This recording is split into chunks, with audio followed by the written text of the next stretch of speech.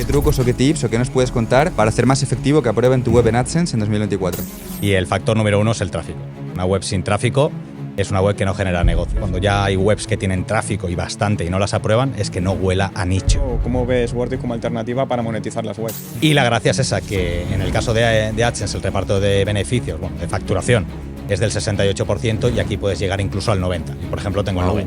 ¿Se lo recomendarías a gente que está iniciando, Bruno? ¿O le dirías, no, mira, no te líes? Si yo soy, por ejemplo, un nichero, ¿no?, que ya genero 2.000 euros al mes y quiero entrar en estas redes en lugar de usar el AdSense clásico, ¿cuál sería el primer paso, por así decirlo, que yo tendría que dar? El primer paso es... Yo te quería preguntar sobre el cambio que ha habido de CPC a CPM. ¿Cómo ves? Hasta la fecha, el grueso de gente no ha notado absolutamente nada. Pero hace poco nos volvieron a dar otro susto con el cambio del banner de cookies. Por favor, que paren ya. ¿Qué tipología de nicho podrías decir que es la que mejor funciona o que sigue funcionando muy bien, vamos a decir, en 2024? A ver, en realidad yo creo que sigue funcionando lo de siempre. Todo sector donde hay anunciantes pagando pasta por anunciarse, hay dinero. ¿Qué estrategia nos puedes contar que funcione a nivel de optimización de anuncios en 2024? No es una cuestión de cómo colocar los anuncios, que también, sino AdSense no te deja tener más cantidad de anuncios que contenido. Quería preguntarte por los últimos updates de Google, ¿cómo los has vivido? Y sí, ha sido divertido, sí. Ha sido un terremoto los últimos updates, ¿eh? A mí me ha hundido. Las cosas como son. A mí me suelen decir, ¿a cuánto está el RPM en España? Esto no es como ir a la carnicería, ¿no? ¿A cuánto está el cuarto de pollo?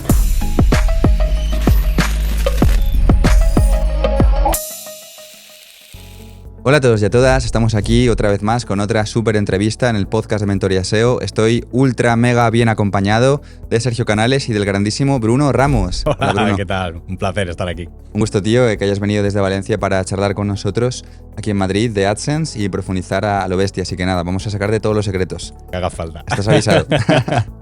Perfecto, pues nada, vamos a empezar con la primera pregunta. Bueno, más que pregunta, una introducción para la gente que nos ve. Quiero que todo el mundo sepa que es un lujo para nosotros contar contigo porque eres partner de AdSense. Eres una de las pocas personas en habla hispana que está en contacto con Google. Eres experto nivel diamante, ¿no? Me comentabas antes, dentro de lo que son los foros de ayuda de AdSense. También decir que es un lujazo que vayas a ser profesor en la siguiente edición de Mentoría SEO. Esto lo tengo que meter al comienzo. Sí, una vez más. Es genial para nosotros, ¿no?, poder contar contigo. Dentro de lo que es este contexto, yo sé que tú tienes mucha relación con muchos webmasters que tienen AdSense, que tienen problemas con AdSense, ayudas de forma gratuita, ¿no?, dentro de los foros oficiales de Google. Voy a empezar con una pregunta que es un punto de dolor para nuestros alumnos, tío. Que hay gente que ha hecho todo el programa de Mentoría SEO en ediciones anteriores y en todo el programa les ha costado que les aprueben AdSense o no les han aprobado AdSense. Sí. ¿Qué trucos o qué tips o qué nos puedes contar para hacer más efectivo que aprueben tu web en AdSense en 2024? Pues aquí, de hecho, en la comunidad hay un artículo de los propios community que te dan las razones principales por las que suelen desaprobar, bueno, no aprobar una web. Y el factor número 1 es el tráfico. Una web sin tráfico es una web que no genera negocio. Si no genera negocio, a mí me supone un gasto tenerte dentro de la plataforma. Entonces, ese es el punto número 1, crucial. Y luego, para mí el más importante y por lo que he estado viendo, cuando ya hay webs que tienen tráfico y bastante y no las aprueban, es que no huela a nicho. O sea, tiene que parecer una web, un proyecto serio y que realmente aporta utilidad al usuario. Esto puede tener muchas vertientes, ¿no? Porque donde más veo rechazos son, por ejemplo, en webs tipos directorios, estas que vosotros planteáis también en mentoría, ¿no? Las típicas servicios, de trámites. Sí, claro. Mejores plomeros en...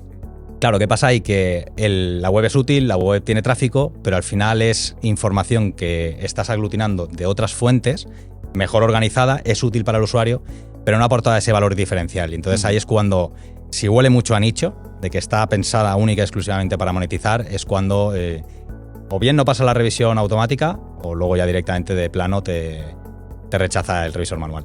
Es curioso porque esto es así, es cierto, pero nosotros hemos tenido, ¿no?, casos donde a veces parece que una web random la aprueban, que no debería en teoría ser aprobada, ¿no? Sí. Sí. A mí, de hecho, me aprobaron mi plancha de pelo.com, que era una basura de web y me aprobaron. Yo creo que con eso juegan también al despiste, al no dar patrones. Por eso AdSense es tan opaco, porque tienen que luchar contra el fraude publicitario, contra las webs spam. Entonces yo creo que a veces pues cuelan estas, porque sí, has tenido suerte, un golpe de suerte, o porque por lo que sea, detectan que hay mucho tráfico de calidad, que no incumple ningún patrón sospechoso y directamente las aprueban. Entonces es cuando nos deja con el culo torcido de decir, ¿por qué han aprobado esto? Y otras que están mucho más trabajadas no las aprueban, ¿no? Total, muy interesante. Sí, yo en teoría SEO, de hecho, cuando fui alumno tuve una web que me costó 7 solicitudes hasta que ya me la aprobaron y madre mía, fue una maravilla. Fue cuando ya por fin te la aprueban y te llega el mensaje de confirmación. ¿Hubo un cambio diferencial cuando te la aprobaron de la vez que antes que no te dijeron que no a la vez que te dijeron que sí? ¿Hiciste algo entre medias o simplemente...? Porque hay veces que alumnos me dicen, no, simplemente la sigo mandando y luego me la aprueban, pero no he hecho nada nuevo. Sí, hay gente que es constante. Es mando, me la rechazan, mando, me la rechazan, mando, me lo rechazan. Espero un periodo de tiempo porque me ponen ahí a esperar, mando, me la rechazan y mando, me la aprueban. Y ya está. Ahí es cuando yo creo que es la diferenciación entre cuando pasas el filtro automático y cuando pasas el revisor manual. Y creo, esto lo estuve viendo con un chico que está en la comunidad de Sabandijers, que empezó a rastrear las IPs hasta que detectó un patrón de cuando te rechaza el bot automático, todas las IPs que rastrean tu web o el bot de Google vienen de California y cuando te aprueba el revisor manual, las IPs generalmente solían ser de Portugal. Qué interesante. Entonces, cuando no pasas el filtro automático, directamente es cuando puedes volver a solicitar sin hacer cambios, teóricamente. Vale. Igual hay excepciones, pero cuando ya es el revisor manual el que está esperando que hagas cambios sustanciales, es cuando realmente tienes que trabajarla. Por eso puede ocurrir las dos. O pasas el automático a base de insistir, o bien porque la has trabajado y entonces el revisor manual te lo ha aprobado. No sé exactamente a ciencia cierta cómo funciona cada una de los dos sistemas. Sí que nos han confirmado que hay una parte automática y otra manual, pero no sabemos en qué punto empieza una y acaba la otra. Si has llegado a esta parte del vídeo, tengo algo que decirte. Apúntate al grupo de Telegram de mentoriaseo.com, puedes teclear directamente mentoriaseo.com/únete o simplemente hacer clic en el enlace que vamos a dejar debajo de este vídeo fijado.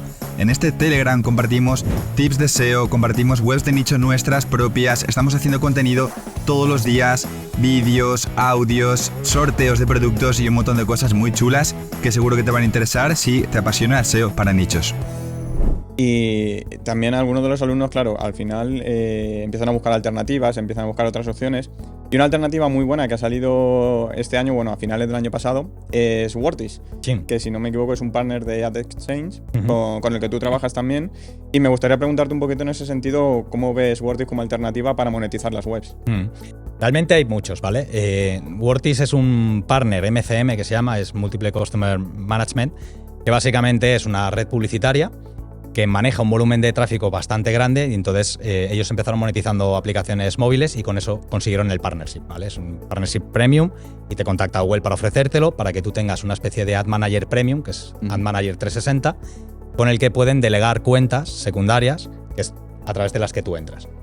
Entonces, partners de este tipo hay muchísimos, pero Wordis fue el primero de habla hispana, ellos son de Argentina si no recuerdo mal, que no tienen un filtro mínimo de tráfico, ¿vale? De normal, para entrar en AdExchange, creo que si no recuerdo mal, tienes que tener un volumen mínimo de 10 millones de páginas al mes, ¿vale? Ya no recuerdo si era páginas o impresiones, pero bueno, una burrada para un editor medio, ¿no?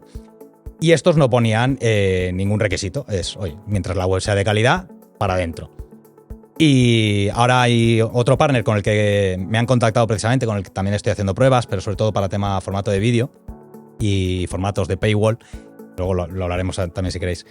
Y entonces, claro, la gracia de esto es que tú conectas con tu cuenta de Ad Manager. Todo el mundo puede tener su cuenta de Ad Manager desde Google, simplemente es activarla y ya está. Les das permisos a su cuenta de Ad Manager 360 y con esa vinculación ellos te facilitan el contrato con AdExchange, que es la mayor red de demanda publicitaria que tiene Google, donde están los anunciantes premium, ¿vale? Las grandes marcas.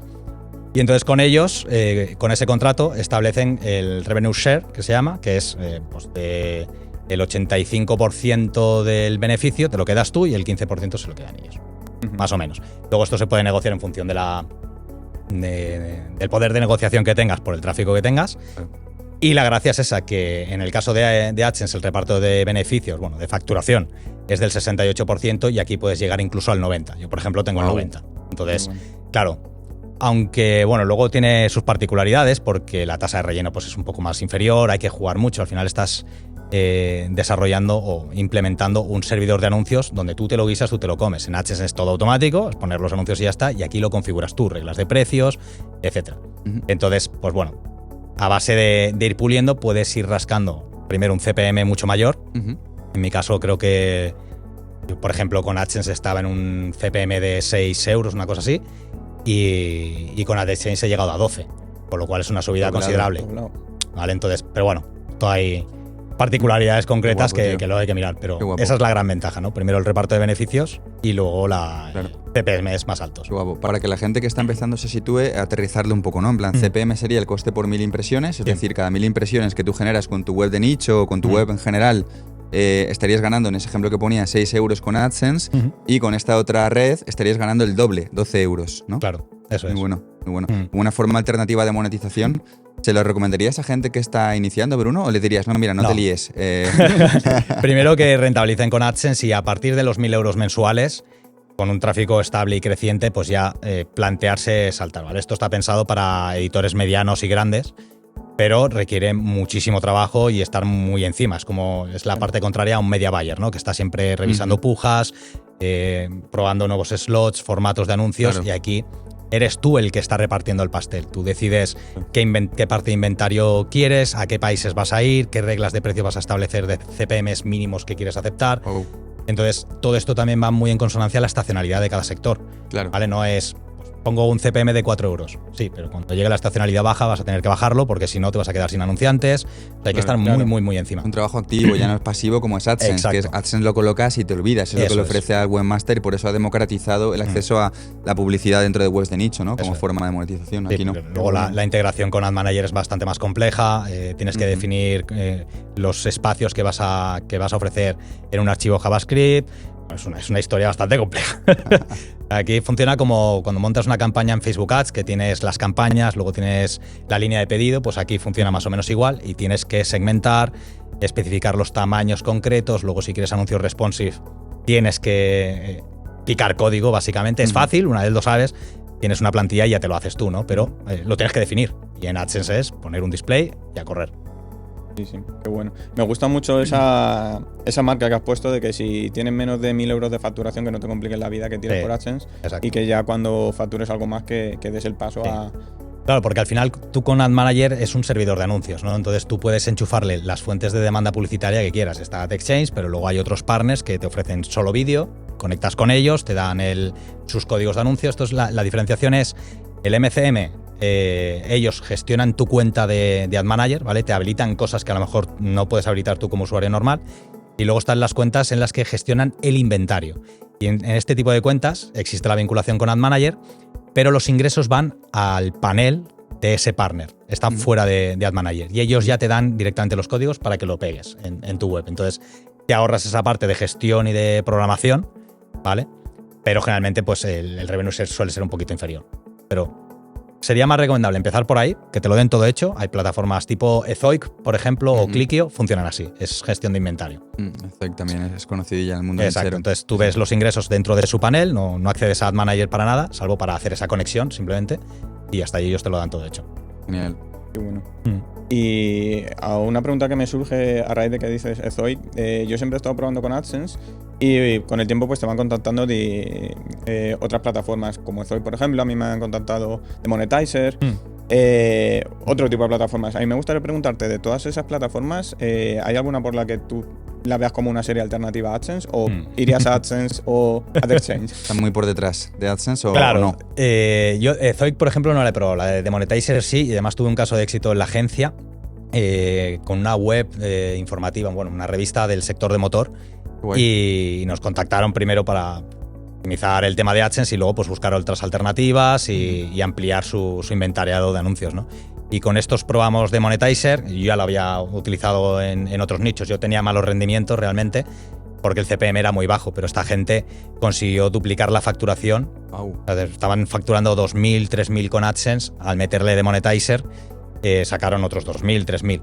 Hablas de esa web, perdón, Bruno, de la web del motor, ¿no? Esa web en concreto. ¿Qué pasa? Que pues al final la web era una feria. Anuncios por todos lados. La gran ventaja que tiene es que de Monetizer tiene rotación de banners. Cada 20 segundos la creatividad cambia, cuenta como una impresión nueva, ¿vale? Entonces Pues si tenías 10.000, pues a lo mejor puedes tener 30.000 impresiones con el mismo tráfico. ¿Vale? Y puedes poner anuncios en zonas menos visibles que las vas a facturar más o menos igual. También te pagan por CPC, aunque es muy inferior. Pero fuimos probando todos los formatos que había hasta que detectamos cuáles eran por los que más pujaban los anunciantes. Dejamos esos y ya fue a hacer implementaciones dentro de Ad Insert, en este caso, que es el plugin que utilizaban para la gestión de anuncios. Y funcionó muy bien. A mí no me funcionó tan bien, pero como digo siempre, hay que probarlo todo hasta dar con el mejor sistema, ¿no? Que combine con lo que ya tengas con AdSense. Y luego, por supuesto, si ya facturas eso, 1.000, 2.000, empezar a trabajar con Ad Exchange, al menos para ver qué rendimiento da en tu sector. Pero ya digo, la tasa de relleno suele ser bastante inferior. En el caso de AdSense tú puedes tener de cada 100 solicitudes, 90 están cubiertas con anuncios. En Ad Manager, a lo mejor, bueno, con Ad Exchange te puede bajar al 50 perfectamente, ¿vale? Pero es un CPM mucho mayor. Entonces... Para los nicheros que están viendo esta entrevista y lo ven como algo aspiracional, cuéntanos, para la gente que está más iniciándose y quieren llegar a esto en un futuro, cuando lleguen a los 1.000 euros, a los 2.000 euros en AdSense, ¿qué sería un Ad Exchange y cómo se accede a esto? Yo te digo, para los más dummies, por así decirlo. Vale. Pues a ver, un Ad Exchange al final es una plataforma de intercambio, de ahí el nombre, donde convergen anunciantes y editores, ¿vale? En el caso de Google, el Ad Exchange se llama Google Ad Exchange. Entonces, básicamente, la parte del DSP que se llama, que es el Demand Supply Platform, que es la plataforma que aglutina a todos los anunciantes, ¿vale? Y el SSP es el Supply Demand, el que ofrece ese inventariado. Y entonces Ad Exchange lo único que hace es conectarlos entre los dos y genera una subasta a tiempo real, Real Time Bidding, que se llama. Y lo que hacen es que tú ofreces estos espacios, ¿vale? Los anunciantes están demandando y pujan por tus espacios. Lo único que hacen es conectar ambas partes y en función de las pujas se muestran los anuncios de un anunciante u de otro, ¿vale? Esto es muy similar a cómo funciona AdSense, pero en el caso de Ad Exchange ahí hay muchas networks metidas, agencias de medios, trading desk que se llaman también, ¿vale? Hay muchos actores que se enchufan a esa red de Ad Exchange para hacer solicitudes de anuncio. Claro. Pero funciona más o menos igual a nivel lo cual puede dar mayor rentabilidad al webmaster porque tiene más variedad en este sentido de publicidad. Las grandes marcas van a agencias de medios potentes que ofrecen su demanda en estas redes, ¿no? Entonces, eso no significa que en AdSense no puedan aparecer grandes marcas, pero sobre todo las grandes marcas pujan más en estos sistemas porque les dan mucho más alcance a nivel mundial. Entonces, si yo soy, por ejemplo, un nichero, ¿no? Que ya genero 2.000 euros al mes y quiero entrar en estas redes en lugar de usar el AdSense clásico, ¿cuál sería el primer paso, por así decirlo, que yo tendría que dar? El primer paso es irte a Google Ad Manager, activas la cuenta, ¿vale? Es darle al botón y ya está, ya tienes activo Ad Manager, tienes un código de red, que es el que tú tienes que facilitar al partner con el que vayas a trabajar.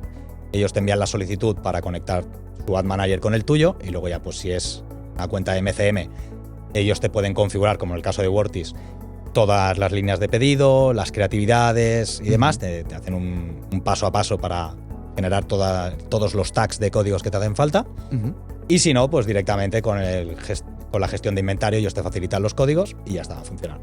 Este año 2024, que en el mundo AdSense ha empezado tan fuerte, tan interesante, yo te quería preguntar sobre el cambio que ha habido de CPC a CPM. ¿Cómo ves que al final ha sido tan catastrófico como todos pensábamos o no ha sido tanto? Decían que era un terremoto, ¿no? La gente estaba muy asustada, tío, muchos alumnos nuestros. Chicos, se va a cambiar todo el sistema de nichos, de CPC a CPM. Tú que estás en contacto con mucha gente, ¿cómo lo ves?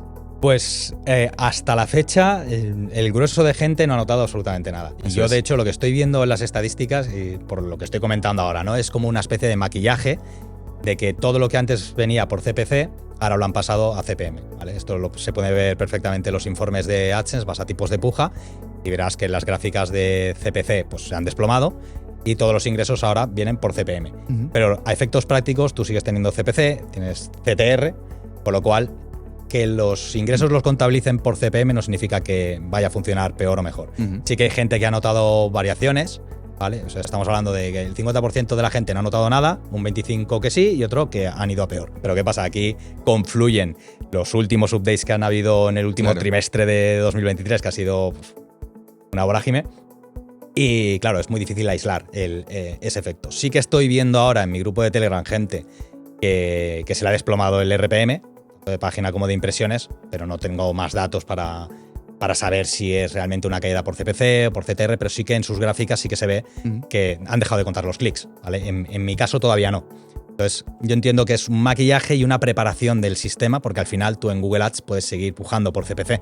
Entonces, el gran cambio será ese. Si no, realmente todo sigue igual y lo único que han hecho y que harán será quitarnos CPC y CTR de las estadísticas, pero todo seguirá igual. Bueno. Esto es la predicción que ya hizo Servando Silva, y yo comentaba también en mi blog, ¿no? De que teóricamente no debería pasar nada, y más cuando ellos mismos son los primeros que están diciendo que no va a afectar. ¿Vale? Pero que, obviamente, si nos basamos en las estadísticas que tenemos actualmente de CPM, donde esas pujas son más de relleno, cuando AdSense no tiene anuncios que mostrar por CPC, pues sí, sería normal que cayera. Pero lo que ellos decían es que no, y por ahora no hay grandes cambios, salvo casos puntuales. Un grande Servando, por cierto, y le mandamos un saludo desde aquí, que es un crack del tráfico web también. Sí. Bueno, está genial, tío. Lo hablábamos tú y yo hace tiempo también en una entrevista que hicimos no tiempo atrás, creo que fue en SEO Warriors. Está genial que mandes este tipo de mensaje. Y además, también ahora ya sobre el terreno real, ¿no? Habiendo visto que muchas webs siguen igual porque hubo mucha alarma en el mundo SEO con esto, y un referente como tú que está en contacto con tantas webs pues que diga esto es genial también para el sector, de cara a dar un mensaje tranquilizador. En nuestro caso igual, ¿verdad? O sea, las webs, tanto las que tenemos nosotros como webs de alumnos, no hemos notado prácticamente variación. Había mucho miedo al final del año pasado, ¿no? Con este tipo de... yo tengo webs de descarga de toda la vida y estaba un poquito asustado, y se ha mantenido más o menos igual. Básicamente igual. Algunas sí es cierto que tengo que se ha caído bastante el RPM, pero es una web de a lo mejor 16 que tengo en AdSense más o menos. Entonces, pues una sí ha caído, pero el resto se ha mantenido prácticamente igual, y si nadie me hubiera dicho nada, claro, como si no hubiera pasado nada. En esas que baja, también coincide con el hecho de que AdSense, por ejemplo, puede limitarte el servicio de anuncios cuando detecta patrones sospechosos de clics o de tráfico no válido. Y entonces hay veces que esto te lo notifican en el centro de políticas, pero otras veces no. ¿Vale? Entonces, esto lo hemos visto mucho, yo lo he visto mogollón. Tengo un vídeo en mi canal de YouTube que explica esto, lo que te comentaba antes, ¿no? Del zero click bug. Pues eso, que de repente de la noche a la mañana tu web deja de contabilizar clics, el CTR se va al suelo, literalmente. Sí que hay impresiones, hay páginas vistas, pero digamos que es un shadow ban, un baneo oculto que no te han notificado. Entonces, también podría estar esto detrás de esa situación. Entonces, también, volvemos a lo de antes, es muy difícil aislar si realmente es porque en tu cuenta han aplicado ya algún cambio relativo a lo del CPC, CPM, o porque estás limitado y no te lo han notificado. Bien, llegados a este punto de la entrevista, quiero preguntarte, para la gente que nos ve, pues la pregunta de rigor, porque pues esto también lo hacemos para la gente que está interesada en la siguiente edición de Mentoría SEO, ¿no? Además de que disfrutamos muchísimo charlando con referentes, con amigos, como es tu caso, pero es un gusto máximo todavía cuando encima este tipo de gente con este talento, como es tu caso, lo podemos traer también a nuestro ecosistema, a nuestras formaciones, ¿no? Entonces, tú estarás con nosotros, por un lado, en el evento que haremos el 8 de abril, el evento online, dando una ponencia, ¿no?, sobre AdSense en 2024. Pero más allá de eso, te quería preguntar, para la edición de Mentoría SEO 4, que también lanzamos a partir del mes de abril, tras ese evento, ¿qué es lo que pueden aprender o qué es lo que pueden esperar aprender los alumnos que se apunten a Mentoría SEO contigo? Pues principalmente lo que es la optimización de AdSense, que es mi especialidad, y luego la parte de aprobación, que ya hemos dado pinceladas por todos los cambios que estamos viendo y por tips que me van llegando también y que vamos rascando dentro del foro. Y luego la parte sobre todo de Ad Exchange, que es lo que estoy aprendiendo yo ahora precisamente a explotar, porque ya digo, es bastante complejo y sí que me interesa darle mucha caña porque es una gran alternativa a la AdSense tradicional. Y claro, primero hay que aprender bastante y tenerlo dominado porque son muchos pasos, un poco más complejo. Y yo creo que a la gente le puede venir muy bien esto porque luego tienes un abanico más grande de partners con los que trabajar y ir probando, ¿no? Entonces, les abres una puerta a un mundo total. Es genial porque muchos profes dentro de Mentoría SEO van evocados a que el alumno aprenda a conseguir más tráfico. Al final es lo que hace de alguna forma el SEO, ¿no? Tenemos un montón de profes. El SEO se centra en más tráfico, más SEO on page, más SEO off page, más visitas. Pero lo tuyo es genial porque lo tuyo es, con el mismo tráfico que ya tienes, que esto lo hablábamos tú y hace muchos años en un post de Blogger 3.0, con el mismo tráfico, con una optimización correcta de anuncios, simplemente multiplica tus ingresos, entre comillas, sin hacer nada a nivel SEO, simplemente aprendiendo a jugar bien con el tema de los anuncios. Sí. Muy chulo, tío, muy chulo. Esto es como lo de, ¿qué cuesta más? ¿Adquirir un cliente nuevo o retener al que tienes? ¿No? Pues vamos a retener al que ya tenemos y con el mismo tráfico pegarle un petardazo. Qué guay. Bueno. De hecho, en tu página web, volviendo al tema de Ad Exchange, creo que estás publicando un curso, si puede ser, Sí. o has escrito varios artículos hablando sobre... Sí, de hecho, la propia landing de inscripción, por así decirlo, es ya una clase y la primera clase ya está publicada, que es sobre el tema de reglas de precio, que es lo más delicado. Y más que nada empecé por ahí porque era lo que tenía más reciente y sobre todo porque es lo que hace introducir ese cambio de inflexión, el punto de inflexión de dejarlo en piloto automático a empezar tú a decidir qué precios quieres por países, por tipología de formatos o de tamaños de anuncio. Es un arma de doble filo porque si te pasas pues la puedes cargar, pero si no lo haces estás dejando mucho dinero encima de la mesa, ¿no? Entonces era lo más principal y ahora pues ya quiero ir haciendo clases más desde el paso 1 hasta el último, ¿no? Son bastantes. Que bueno, yo lo estoy deseando con ganas, cada artículo, la verdad. Y en el que hablas de las reglas es muy bueno. Lo que comentas de la clave que está ahí un poco navegar entre, pues eso, tener una regla para intentar maximizar ingresos, pero por otro lado asegurar el fill rate, ¿no? Que haya anuncios porque no te flipes con las reglas. Exacto. De hecho, la regla básica que se aplica es una que está en beta todavía, que es la que tú le dejas que la inteligencia artificial o el machine learning de Google establezca más o menos los rangos de pujas, ¿no? Y hay otros dos tipos, que es el de yo establezco un CPM fijo, y de aquí no se mueve, y luego un CPM objetivo, que es, oye, yo quiero llegar hasta aquí, pero no descartes pujas que estén por encima o por debajo. Y entonces va promediando poquito a poco, y además tienes las gráficas por reglas de precio, vas viendo una gráfica de barras de puja de 0,0 hasta 60, 100 dólares, ¿vale? Y vas viendo cómo va aumentando el grueso y dónde se concentra el grueso de pujas, ¿no? Entonces, pues ahí es donde entra el afinar, ir puliendo hasta que encuentras más o menos un equilibrio que no evita que el fill rate caiga y que saques el máximo rendimiento que te puedan dar los anuncios. Qué bueno. Volviendo un poco al tema de los miedos y temores que estamos teniendo los nicheros de AdSense, ya hemos pasado el escollo del cambio de CPC a CPM. Bueno, estamos ahí, hemos relajado un poco la situación, pero hace poco nos volvieron a dar otro susto con el cambio del banner de cookies. Las famosas cookies, ¿eh? Sí, nos salimos de una y entramos en otra.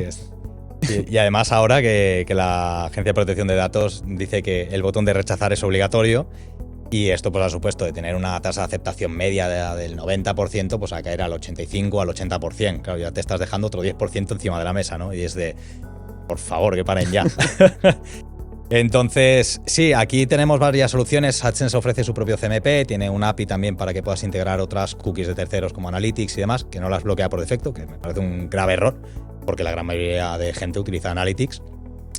Y luego están saliendo otros CMPs que están certificados, ¿vale? O sea, para utilizar AdSense tienes que tener un CMP que esté certificado por Google, y hay una lista enorme. Yo el que estoy utilizando ahora mismo se llama SearData, que creo que también lo utiliza Forocoches. Y es muy sencillo. Al final es configurar los botones, los colores y ya está, y las redes publicitarias con las que tiene que trabajar. ¿Qué pasa? Que en el momento en el que tú utilizas Analytics o tags de terceros que requieran consentimiento, que no sean estos, necesitas un CMP más potente que te permita incluir esos scripts para que los bloquee previamente, ¿no? El plugin más conocido es el de Compliance, que es el único, al menos, que yo conozca hasta ahora, que está certificado por Google y que lo puedes utilizar con AdSense y lo puedes utilizar con Hotjar, pixels de Facebook o de cualquier cosa que cargue cookies en tu web. Y es el único que más o menos es fácil de hacer, pero claro, ya es de pago. Todos los CMP son de pago porque al final tienen que estar certificados por el IAB, que es el organismo mundial que regula todo el marco de transparencia y consentimiento, con que se basa Google para toda esta historia. Entonces, claro, al final son soluciones todas de pago. Claro. La que no es de pago, pues a lo mejor muestra el banner de cookies a todos tus usuarios y no solo los que vienen de Europa. Y luego la gran pregunta del millón es, oye, si mi tráfico es todo de LATAM, por ejemplo, ¿tengo que mostrar el banner? No tienes que hacerlo, ¿vale? Siempre que se justifique que el grueso de tu tráfico es de Latinoamérica, pero puedes tener un grueso de tu audiencia en España, por ejemplo. Claro. Entonces, claro, pues ahí tienes que ver las gráficas de dónde procedencia viene del tráfico. Claro. Para la gente que está iniciándose, ¿de qué serían las siglas CMP?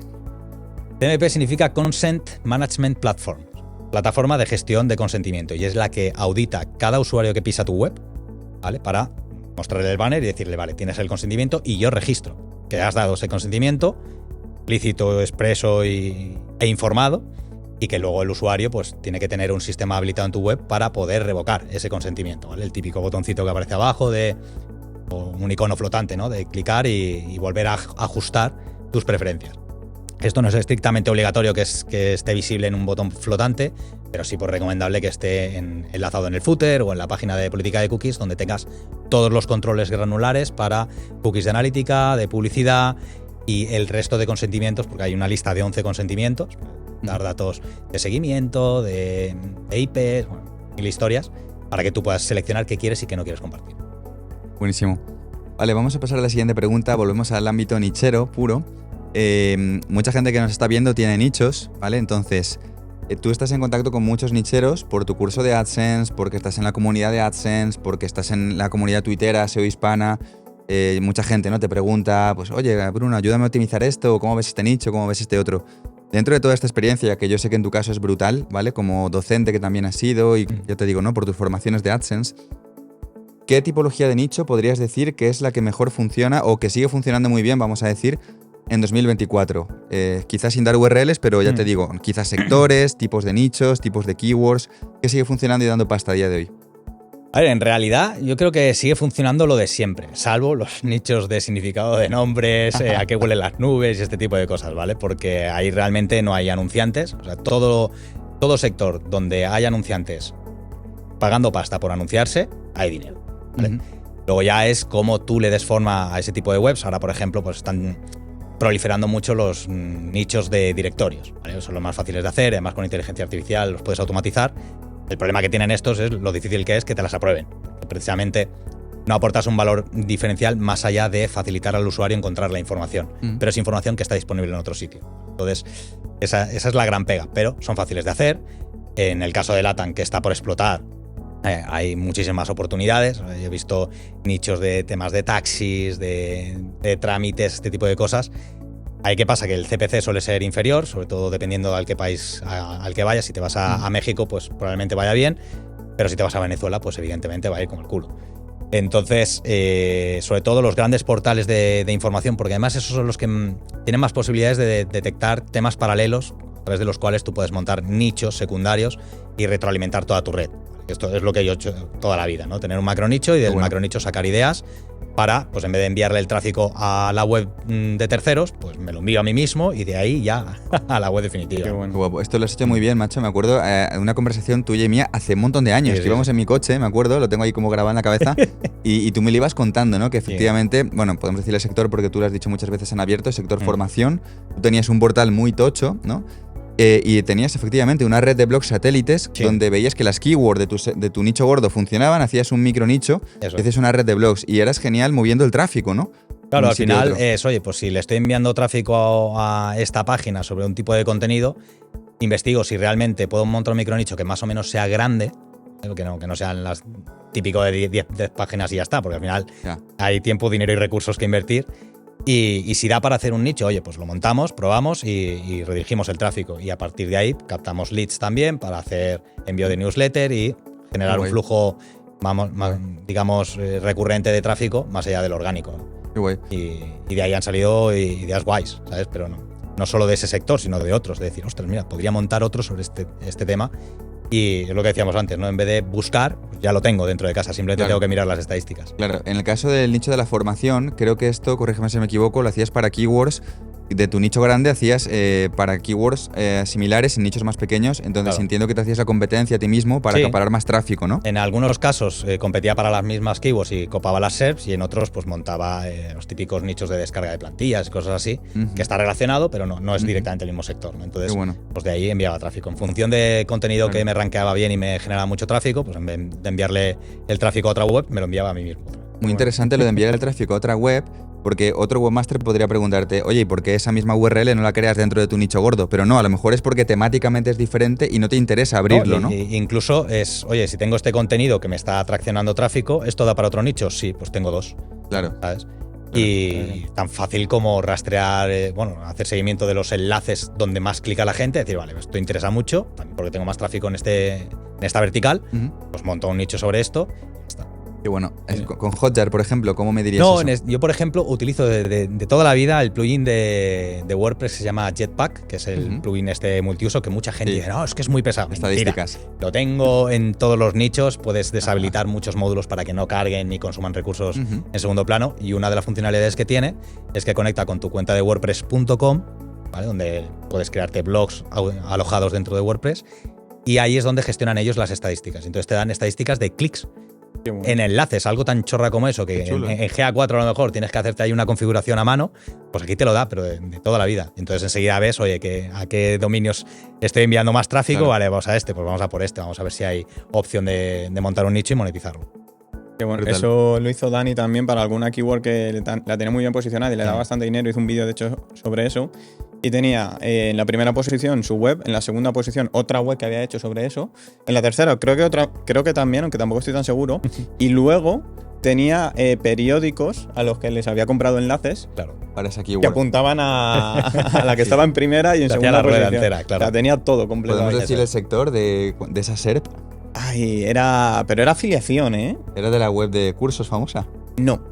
Era afiliación de algo de calor, como de... Vale, sí. Dani le ha pegado muy fuerte a la afiliación. La afiliación de Amazon, la afiliación de Amazon. Sí. Dani era un pro en eso. En su día ahora ya está más en AdSense, pero en su día le pegaba fuertísimo a la afiliación, sí. ¿Qué opinas de eso, Bruno, tío? Es otra pregunta que, mira, me viene ahora a la cabeza derivada de la conversación, ¿no? Nichos de afiliación de Amazon que ya parece que no están tan de moda versus nichos de AdSense. ¿Tienes alguna experiencia? De Amazon soy malísimo. Sí que lo utilizo, pero utilizo más afiliación específica de cada nicho. Ahí sí que voy probando en estas webs. He llegado a probar en paralelo 10 programas de afiliación distintos. Wow. También como depende del tipo de contenido, pues en un contenido meto un afiliado, en otro, entonces voy probando hasta que ya vas encontrando más o menos cuál funciona mejor. De hecho, esto sí que me ha pasado en el último año. La gran mayoría de programas de afiliados están migrando, la gran mayoría, menos en mi sector, a la plataforma de Impact y Linkshare, que es de Rakuten. Estos dos son los dos grandes programas de afiliación donde yo encuentro más, sobre todo en mi sector, ¿vale? Pero bueno, tienen de todo. Cuando dices de tu sector, ¿te refieres a formación? Sí, pero también hay de todo, o sea, de cualquier sector, pero claro, me ha pasado y me ha tocado migrar 2 programas de afiliados de una plataforma a otra y digo, un peñazo, ¿no? Que dice, bueno, lo puedes más o menos automatizar, pero claro, ya te rompe los esquemas, pierdes muchas cookies, que esta es otra.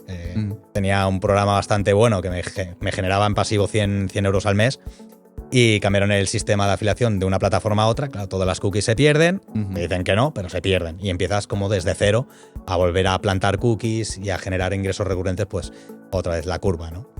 Hasta que llegas al pico. Vamos con otra pregunta para esos nicheros que nos están viendo. En este caso, hablando sobre la optimización de ingresos dentro de una web de nicho, ¿vale? Antes, yo me acuerdo en la blogosfera de 2015, 2016, yo blogueaba mucho en Blogger 3.0 sobre esto, sobre mejor configuración de AdSense para tu nicho. Recuerdo que eran posts cuando yo los escribía que tenían muchísimo tráfico porque a la gente tenía mogollón de interés en saber si debajo de un H1 tenía más sentido un banner o debajo del primer párrafo había muchos mitos, muchas leyendas, ¿no? Y bueno, pues también el famoso anuncio invisible que seguía el ratón, ya AdSense Black Hat, cosas que no vamos a profundizar tanto, que a Sergio le encantan. No, bromas aparte. ¿Qué estrategia nos puedes contar que funcione a nivel de optimización de anuncios en 2024? Mira, esto justo ayer una alumna me preguntaba por su web, decía, mira, yo justo debajo del menú de navegación tengo un anuncio de display, que es lo primero que se ve cuando carga. Dice, pero fíjate, en esta URL el CTR es bastante alto, da mucho rendimiento, pero en esta otra que es exactamente igual, el CTR cae y no genera tantos ingresos. Y dices, y la posición es la misma. Y le dije, fíjate en el contenido que estás ofreciendo, ¿no? En el primero es un artículo de blog normal y corriente, tienes el menú y tienes un display así de grande y luego el contenido. Como es un contenido informacional, el usuario ¿qué hace? Scroll. Y en ese scroll el anuncio ni tan siquiera ha llegado a cargarse. Y en la otra URL, debajo del H1 lo que había era varios selectores para filtrar la información. Es decir, ya hay una interacción, ya hay una pausa del usuario. Entonces el Active View, que es el porcentaje de anuncios que son visibles un segundo y al menos en el 50% de su superficie, subía 10 puntos, el CTR otros 10, y por lo tanto los ingresos serán un 10% mayores que en el otro. Digo, ahí es donde tienes que enfocarte. No es una cuestión de cómo colocar los anuncios, que también, sino qué morfología y cómo vas a repartir el inventario de anuncios en función de la morfología y del tipo de contenido que estás ofreciendo. Qué bueno. Yo lo que me he dado cuenta en el último año es que el primer anuncio de display que pones visible lo más arriba posible es el que más tarda en cargar. Y esto lo ves claro en los informes de ActiveView, en los informes activas esa métrica y haces que sea visible dentro de la gráfica y verás como de 2 años para ahora, el primer anuncio que tengas puesto, el ActiveView va bajando. Y esto yo lo que hice fue básicamente mover el anuncio de display de debajo del H1, que es prácticamente lo que se ve después de la cabecera, y lo puse debajo de la imagen, ¿no? Tienes el H1, imagen destacada, y luego el anuncio. Y el ActiveView se volvió a disparar. Y dices, hostia, o sea, está más abajo, está casi below the fold, perdón. Y claro, ¿qué pasa? Que el usuario cuando hace scroll, el anuncio ya está cargado, ¿vale? No se produce ese espacio en blanco o ese flash. Y esto es lo que me he dado cuenta de que incluso puede merecer más la pena trabajar con esas posiciones y con tamaños un poco más pequeños. De tal manera que la distancia entre párrafos hace que el usuario tarde más en leer, o sea, tarde más en hacer scroll porque el anuncio es más pequeño, tiene que leer más texto, ¿vale? Mientras que si tienes un anuncio grande, desplazas el contenido hacia abajo, lo cual el usuario ya empieza a hacer scroll, no fija tanto la atención. Esta es otra de las cosas que quiero probar de cara a enseñarlo, ¿no? De decir, oye, vamos a empezar a trabajar con formatos un poco más pequeños, ¿vale? Y luego ya pues con temas de aumentar la retención del usuario dentro del anuncio, ¿no? Esto se hace, por ejemplo, esto lo veréis mucho en los medios de comunicación, no sé si OCDiario sería un ejemplo, pero tú haces scroll, ¿vale? Y te aparece un anuncio y cuando el anuncio va a desaparecer, en la parte superior el anuncio se queda fijado, porque el espacio es mucho mayor. Lo que hacen es jugar con el formato 250 por 250, que es cuadrado, pero el espacio reservado es de 250 por 600. Entonces, hasta que no pasan los otros 300 píxeles de alto, el anuncio no desaparece. Con lo cual, aumentas una barbaridad el Active View de ese anuncio prácticamente al 100%, ¿vale? Y tiene más oportunidad de que el usuario fije el ojo dentro del anuncio. Como si fuera un poco sticky, como si fuera un es más un efecto, es como un efecto parallax. Esto es que el fondo se mantiene fijo, pero el viewport te sigue mostrando lo que hay detrás. Claro. Pues sería algo así. Qué bueno. Muy interesante. También me ha venido a la cabeza cuando te escuchaba ahora hablar sobre esta colocación, este tipo de configuración. Cuando vienen a mí alumnos y me enseñan algunas veces, ¿vale? No todas, pero webs petadas de AdSense, petadas de anuncios, ¿no? Pero petadas, ¿eh?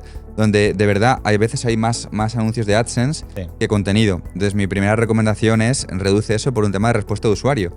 Bueno, no sé tú cómo lo ves o si crees que puede tener afección negativa a SEO No, primero por políticas. AdSense no te deja tener más cantidad de anuncios que contenido. Y anuncios sean de AdSense o no. ¿Vale? Ellos te dicen, el usuario tiene que ver proporcionalmente más contenido que contenido publicitario, ¿vale? Entonces ya solo por eso, por curarse en salud y intentar que el 51% de lo que vea el usuario nada más cargar la página sea contenido y el resto ya anuncios. ¿Qué pasa? Que también la gente se acostumbra a que cuando le activan AdSense, pues activan los anuncios automáticos, anchas Castilla, ¿no? Empiezan a aparecer todos los anuncios. Y además a raíz de habilitar los anuncios laterales, estos que están fijos al scroll, que dice, bueno, estamos en 2024, que a estas alturas habiliten este formato es de traca, ¿no? Y claro, eso ya pues satura todavía más, ¿no? Tienes anuncios aquí, en el H1, después del primer párrafo hay demasiado. Y el ancla, abajo el ancla abajo del todo, por si acaso que... Es ya brutal, ¿no? Entonces, la recomendación inicial es, antes de que te aprueben AdSense, o han aprobado, pues hacer un inventariado, es decir, dónde quiero colocar anuncios, y analizar bien tu contenido y cómo interactúa el usuario. Esto con los mapas de calor se ve enseguida. Muy interesante esto, ¿eh? Claro, para ver dónde fijan más el ojo y luego donde sea menos intrusivo, pero que no pase desapercibido. ¿Vale? Al final, qué guapo. Pensamos mucho siempre, lo que decía antes, ¿no? De vamos a meter anuncios muy grandes, que sean muy visibles y cada 3 párrafos vamos a meter uno.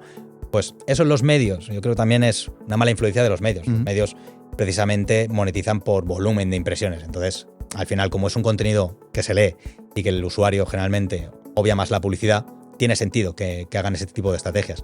Pero en nichos más pensados, quizás no sea tan interesante y sí pensar en posiciones más estratégicas, ya te digo, en función del contenido. Me encanta lo que has dicho y de verdad, gente que nos está viendo, simplemente con que os llevéis este tip de Bruno Ramos, ha dado muchísimos tips, ¿vale? Porque Bruno pues, es como una metralleta de información, sabe muchísimo del mundo de AdSense y es un lujo poder escucharlo, ¿no? Y absorber de él, pero con que os llevéis incluso solo habría merecido infinito la pena el tiempo que podéis invertir con la entrevista. Has dicho algo muy interesante, tío, que es mide con mapas de calor cómo se comporta el usuario. Esto creo que lo tenemos que poner como obligatorio en Mentoría SEO. Para yo no ver algunos con una web petada, tío, porque no han hecho ese ejercicio, ¿no? Mide cómo se comporta, dónde pone el ojo. Yo esto lo hice hace años también en algunos nichos de prueba. Me acuerdo del nicho de dinosaurios, que lo mostré en Disparates Visitas hace años, que también hice pruebas con esto, ¿no? Y efectivamente veías que había zonas, según la query, o sea, según la intención de búsqueda de esa URL, en los típicos posts de listas, obviamente, pues veías que había muchos clics, aunque no había enlaces incluso, pero el usuario, cuando veías lista de dinosaurios del A a la Z, clicaba en los nombres. Y a través de esto creé más contenido y lo que hice fue aumentar las páginas vistas de esa URL. Tal cual. Pero ese trabajo tan manual normalmente no lo hace el webmaster, ¿no? Quiere ir rápido y no es el enfoque que tiene que tener para el SEO, para la monetización, ¿no? Un enfoque más reflexivo y de análisis, ¿no? Yo me he dado cuenta también, gente que a medida que tienes imágenes a lo largo del contenido, hacen clic en las imágenes. Pues hay partners que te permiten meter anuncios incrustados solapados con tus imágenes. Pues esa es otra alternativa, decir, oye, pues si la gente está haciendo clic, aunque sea una imagen de recursos, simplemente por ilustrar, y la gente hace clic o se para mucho, ¿no? El tema de tablas, el tema de listas, cuando hay un botón, un CTA, un destacado con color de fondo, eso hace que el usuario se pare. Entonces, pon cerca un anuncio. Bien separado para que evitar clics inválidos, pero ahí es donde hay que poner el ojo, y eso con un mapa de calor es que se ve enseguida. De forma inteligente, ¿no? Hotjar, por ejemplo, ¿recomendarías otro? Pues yo he probado Hotjar, SmartLook hace años, Clarity no lo llevo a probar, de Microsoft, y el que estoy utilizando ahora, pero para una web de nicho de Rank and Rank, que ya sacaré en mi canal de YouTube, estoy utilizando Overtracking, que es de Mario Armenta, PubliSwitch, que es una alternativa a Analytics, y tienes mapas de calor y grabaciones en vídeo. La verdad es que va muy bien, es muy barata, y la estoy probando en varias webs y tal, pero sobre todo la tengo en esta porque ese nicho lo he vendido ya. Y entonces me permite compartir los informes, ¿vale? Con una URL, el cliente puede acceder y ver toda la información a tiempo real. Qué guapo. Dejaremos el plugin de Mario de enlazado debajo de las notas de este vídeo para los que nos estáis viendo. Y bueno, también es otro buen colega del sector que ha aportado un mogollón al sector, así que nada, pues fantástico. Muy bueno. Qué bueno. Hotjar yo la verdad es que lo he usado en algún momento y es cierto que te da bastante información que es útil, porque creo que te hace un mapa de calor que te viene muy bien para ver cómo según baja la gente. Haciendo clic ves pues eso, los puntos donde hace clics, y luego te hacía también como un vídeo, ¿no? En base a los movimientos del ratón del usuario. Pero hace años creo que estaba estimado, no era real. En el caso de Overtracking sí que es real, porque hago dibujitos con el ratón y veo que soy yo y estoy haciendo ahí el tonto. Y no sé si ahora en Hotjar será exactamente igual, pero claro, ya te da muchas pistas. Hay gente que está acostumbrada a leer como si fuera con el dedo y entonces va señalando con el ratón. Hay otros que directamente dejan el ratón al lado y van haciendo scroll. Y entonces eso ya te va dando pistas, ¿no? De si hacen movimientos en Z, en F. Todo esto pues te da ideas, ¿no? De si ves que mueve mucho el ratón hacia la derecha, pues igual es interesante poner un anuncio, se dice, alineado a la derecha y envuelto, ¿no? Envuelto. Exacto. Qué bueno, qué bueno. Yo en las webs educativas he tenido alguna web educativa de sobre teoría musical y todo eso, y sí me doy cuenta que la gente hacía clics en las imágenes. Y yo creo que era un poco, si es una imagen que es como explicativa, como que la gente tiende a hacer clic para verla más grande. Exacto. Fotografía, exacto. Sí, son a ver si hay algo más de lo que estoy viendo aquí. Sí. Y ahí es buena posición también. Sí.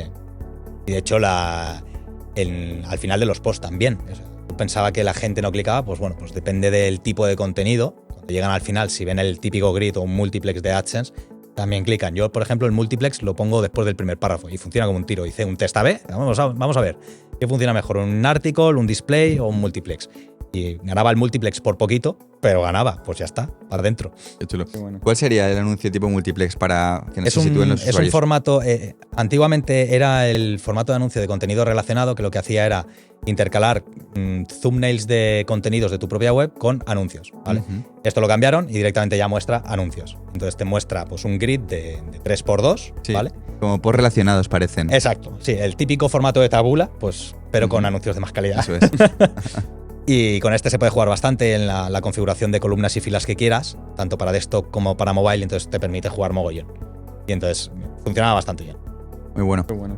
Si te está gustando lo que estás viendo, si estás disfrutando del podcast de Mentoría SEO, suscríbete a nuestro canal de YouTube y activa la campanita, y de esta forma no te perderás ninguno de los próximos episodios que vamos a traer. Tenemos muy buenos contactos dentro del mundo del SEO y disfrutamos mucho charlando con ellos y creando contenido increíble, donde yo personalmente voy a tratar de sacar todos los secretos de los invitados para que tú aprendas cómodamente desde tu casa. Así que nada más, activa la campanita, suscríbete y nos vemos en los siguientes vídeos. Hablemos en la siguiente pregunta de generar más pasta con AdSense, ¿vale? Para los webmasters, los nicheros que nos están viendo. Cuéntanos cómo detectar las páginas que mejor funcionan con Google AdSense dentro de tu sitio web, y una vez las hemos encontrado, ¿qué podemos hacer para que nuestro nicho dé aún más ingresos? Pues aquí hay un cambio reciente en los informes de AdSense que es un informe que se llama Páginas Populares, que creo que estará al final del todo, por defecto. Y aquí te dice los ingresos, todas las métricas que podemos tener con AdSense, pero referidas a URLs en concreto. Pero tienen que tener un volumen suficiente de tráfico, ¿vale? Entonces puede que te muestre algunas o todas o solo una parte. Entonces lo que yo suelo hacer es coger las 500 URLs con más tráfico y en los mismos informes de AdSense hay una pestaña, un icono de engranaje, más o menos por arriba a la derecha, y entonces tú clicas ahí y te pone configurar canales de URL. Entonces tú pegas la lista de las 500 URLs y a partir de ese momento empezará a registrar los datos específicos de cada una de esas URLs. No tiene carácter retroactivo. ¿Problema? Pues que si eliminas post tienes que eliminar la URL manualmente. Claro. Hay que hacerlo una a una. Esto me ha pasado y he tenido que borrar 500 URLs a mano porque cambié de nicho o lo que sea. Y ahora, desde diciembre, ya hay integración con GA4 con AdSense, por fin. Aunque bueno, la información que da pues todavía es bastante limitada. Pero sería la forma más rápida de saberlo. Entonces, en cuanto tengas aprobado AdSense, conecta con Analytics, configúralo, es súper sencillo, no tiene mucha historia. Y entonces a partir de ahí ya pues es ir viendo qué contenidos que tengan al menos 1000 visitas para sacar el RPM tienen mejor RPM, ¿vale? Entonces ya es analizar el tipo de contenido, ver si puedes hacer contenido relacionado para enlazarlos entre sí y hacer rueda de redistribución del tráfico, montar otro nicho, etc. Qué guapo, qué guapo. Y qué importante lo que has comentado de que tenga 1000 impresiones el anuncio, porque a mí hay veces que un alumno, pues justo la prueba en AdSense a lo mejor, y me dice, tengo un RPM de 150. Y le digo, pero ¿cuántas impresiones tienes? Una. Una. Digo, claro, pues nada, que han hecho clic y se te ha disparado. A mí me suelen decir, ¿a cuánto está el RPM en España? Esto no es como ir a la carnicería, ¿no? ¿A cuánto está el cuarto de pollo? Porque al final el RPM es una métrica que te indica velocidad, ¿vale? Tienes un RPM de 50 o de 100, no significa que vayas a ganar 100, significa que vas a ganar 100 si esto se mantiene hasta que alcanzas las 1000 impresiones. Cada 1000. Exacto, es como un cuenta kilómetros, ¿no? Vas a 100 por hora, pero no significa que hayas recorrido 100 kilómetros. Significa que si no varías, en una hora recorrerás 100 kilómetros. Claro. Que serían los ingresos. Pues súper interesante, tío. Me quedo también con esta perla. Lo quiero destacar porque de verdad la gente que nos ve, aplicadlo. O sea, gente que nos ve que tenéis ya nichos. Lo que ha comentado Bruno, ¿no? De detectar las URLs que tengan mejor funcionamiento en AdSense y luego crear contenido relacionado alrededor de esas URLs. Es una optimización de AdSense que tiene relación con el SEO semántico, con enlazado interno incluso, mover tráfico. Es genial, es un consejo genial. O sea, si de verdad la gente lo aplica, solo viendo esto ganará más pasta. Y además ahora con los anuncios viñeta, que tenemos más controles todavía. Esto es uno de los tips que compartí en Twitter, bueno, primero en mi curso. Y era que los anuncios viñeta solo salían cuando clicabas en un enlace externo, pero AdSense no decía que si clicaban en clicaban en un enlace interno. Pero no te decía que en un enlace externo también aparecen los anuncios viñeta. ¿Qué pasaba? Que generalmente los los enlaces externos los abrimos en una ventana nueva. Pero si tú le quitabas el target blank, también salían los viñeta. Entonces yo hice el cambio en uno de estos nichos donde envío un mogollón de tráfico. Entonces es que literalmente dupliqué la facturación de un día para otro porque multipliqué exponencialmente la impresión de anuncios viñeta. Ahora esto ya es así de forma general, ya pueden, o sea, mientras no tengas el target blank también funciona, ya lo han especificado porque la documentación no venía y esto me di cuenta por eso, porque me olvidé una vez de poner el target blank a un enlace externo y oh, sorpresa, sale un viñeta, blanco y en botella. Y ahora pues también los anuncios viñeta te permiten ajustar la frecuencia con la que pueden aparecer. Antiguamente era una vez por hora por usuario y ahora puedes incluso hacerlo por cada minuto. Me parece un poco excesivo, sobre todo si tienes páginas que tienen más de una página por sesión. Es decir, la media de páginas por sesión es 2, ya no te hace falta, porque significa que el usuario está navegando internamente y tiene una altísima probabilidad de que le salten los anuncios de viñeta, porque no siempre saltan a la primera. El máximo creo que es hasta 3 clics internos. Y ahora también aparecen cuando abres una ventana nueva y ha pasado ese tiempo que tú hayas especificado y vuelves otra vez a la pestaña donde estabas, ya hay cargado un anuncio de viñeta Y en Ad Manager, por ejemplo, ahora lo han integrado, esto todavía no está disponible en AdSense, es que si el usuario hace un exit intent, es decir, poner el cursor en la barra de navegación para cambiar la URL, en cuanto clican, aparece otra viñeta también. Y esto lo puedes poner, esto está muy guay. Un poco más bestia, pero bueno, al final es como, oye, no te vayas, tengo un anuncio para ti que no habías visto. Qué bueno. Y en esto, en relación a los anuncios viñeta, si no me equivoco, hace 2 o 3 meses desarrollaste un plugin para... Sí, bueno, realmente es un pop-up, porque esto es lo que yo hacía ya en uno de los nichos, ¿no? Pues para captar usuarios, el típico pop-up con el formulario de registro, ¿no? Dime tu nombre, dime tu email. Y entonces, claro, a mí vino la luz enseguida, oye, si yo clico, si en vez de mostrarle el pop-up con el formulario ya incrustado, le llevo una landing donde esté ese formulario, genero una visita interna, probabilidad de que aparezca un viñeta. Pues vamos a desarrollar un pop-up que haga esto, solo que sea un poco tricky, ¿no? Que tú puedas clicar para ir a suscribirte o cerrar, pero el botón de cerrar lo único que hace es recargar la página otra vez con un parámetro. ¿Qué ocurre? Que al llevar un parámetro, AdSense lo detecta como una URL distinta, que estás cambiando de URL, aunque lo que vayas a hacer es ver la misma página. Claro. Entonces, salta el viñeta. ¿Vale? Entonces, en páginas donde tengas menos de 2 páginas por sesión, se dispara. Ostras. Claro, luego vino esto de que podías cambiar la frecuencia, entonces, pues según el tipo de nicho y la cantidad de páginas por sesión, pues a lo mejor ya no se nota tanto el cambio. Pero lo normal es pues un 30% más seguro. Una chulada de hablar con alguien que está súper metido en su disciplina. Es brutal, tío. O sea, ya Black Hat AdSense, Grey Hat AdSense, White Hat AdSense. Claro, yo a raíz de lo de los viñetas lo que empecé a hacer es, oye, pues vamos a poner más que contenido relacionado, destacar contenidos dentro de los primeros párrafos, poniendo otros recursos que te pueden ayudar con esto. Y simplemente una lista, un enlace 2, 3. De tal manera que si no han hecho clic en los anuncios de arriba, si clican ahí, probablemente vean un viñeta. Esto vino a raíz de eso, ¿no? De buscar formas de que el usuario interactúe con el contenido y no solo esté leyendo, porque si lee, obvia la publicidad. Brutal. Qué bueno. Además que esto fue un furor en Mentoría SEO porque este plugin está disponible en tu curso. Sí. Pero en la clase que diste en Mentoría SEO se lo regalaste a los alumnos. Sí. Y esa semana estaba todo el mundo ahí jugando. Sí. Claro, esto vino a raíz de Ezoic, que sacó un formato que hace algo similar, pero es mucho más intrusivo, que es, haces scroll para leer y te frena automáticamente el scroll y te dice, oye, para seguir leyendo, clic aquí. Y hace exactamente lo mismo, recarga la página con un parámetro y te salta un viñeta. Luego Chuiso sacó una versión en un script y yo al verlo dije, hostia, es que esto es lo que hago yo, pero con un pop-up. Bueno, claro. Desarrollar un pop-up que lleva un poquito de complejidad por tema de cookies, para que el usuario pudiera especificar cada cuánto tiempo tiene que volver a aparecer, si el usuario ya ha clicado en cerrar, que no le vuelva a aparecer cuando recargue la página. Tiene una lógica detrás que es un poquito complicada según el sistema de caché que uses, ¿no? Entonces digo, bueno, al menos lo empecé con ChatGPT, luego me ayudó un amigo a terminarlo y Fede Gómez nos dio la clave para el tema de la caché y bueno, pues ahí está. Qué bueno. Al que le valga, pues mira, ahí lo tiene. Súper majo Fede también, y también alguien que ha aportado mucho al sector SEO, ¿no? Con sus plugins, sus soluciones y sus historias. Un saludo también desde aquí. Pues yo ya, una preguntilla que aprovecho y te quería preguntar también es, volviendo de nuevo al mundo caótico de nichero de estos últimos meses, quería preguntarte por los últimos updates de Google, cómo los has vivido y si... Ha sido divertido, sí. Ha sido un terremoto los últimos updates, ¿eh? A mí me ha hundido. Las cosas como son. Ha sido una avalancha brutal. O sea, contabilizamos los updates de todo el año. De normal suelen haber 10, una cosa así. Y es que el 50% se ha concentrado en el último trimestre. Y esto lo hemos visto en la agencia. O sea, clientes que te dicen, oye, es que estoy teniendo menos tráfico, y nosotros analizarlo y decir, si es que estás en las mismas posiciones, simplemente han metido carruseles y módulos habidos y por haber above default.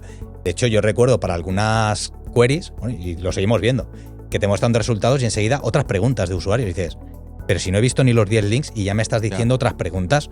Sí, lo pone muy arriba, ¿eh? Claro, si fueran queries muy genéricas, pues lo podría entender porque es amplio. No tiene clara la intención, pero hostia, hay para long tail también, ¿eh? O consultas que te mostraba el snippet de traducción. Que decías, ¿y esto por qué? Y hasta que te das cuenta y dices, claro, porque está interpretando esto en inglés. Pero yo lo que busco no es cómo se dice en inglés, estoy buscando esto en inglés. Vale. Y entonces te mostraba ahí eso, y entonces veías, hostia, estoy en posición 3, pero es como si estuviera en la 12. Entonces, claro, es una locura.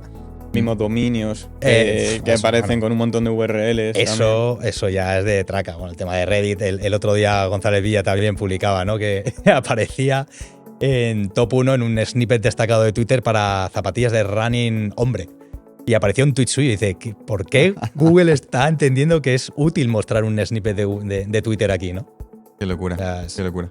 Está siendo muy, muy caótico y no sé, a veces da la sensación de que está roto, pero otras veces está claro que están implementando muchas cosas a la vez Claro. y que se les va de madre.